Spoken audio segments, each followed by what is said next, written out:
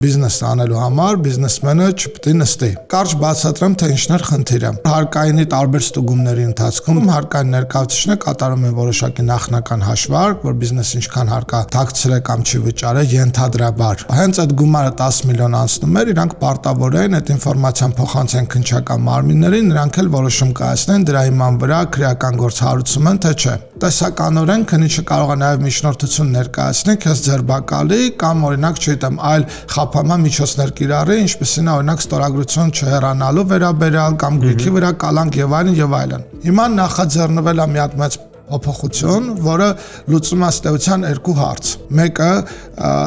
նոր կարգավորումով հարկայինը, եթե նույնիսկ հաշվարկ անում է 10 միլիոնը անցնում է,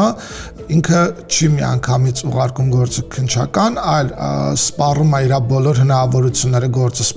պարզելու, հետո գրում է ակտ, դու հնարավորություն ես ունում այդ ակտը բողոքարկել ու երբ որ հարկայինի ամենաբարձր բողոքարկման հանձնաժողովը գտնում է, որ չէ, դու սխալ ես, միայն դրանից հետո են ուղարկում, այսինքն հարկայինի բոլոր ինստանցիաները շատ ավելի մանրամասն են աշխատում, հավելյալ ֆիլտրներ է լինում։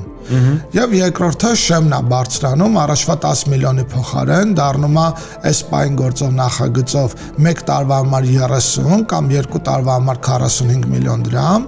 այդ կհամարվի խոշոր չարաշահում, եւ առանձնահատուկ խոշորի դեպքում 50 ու 2 տարվա համար 75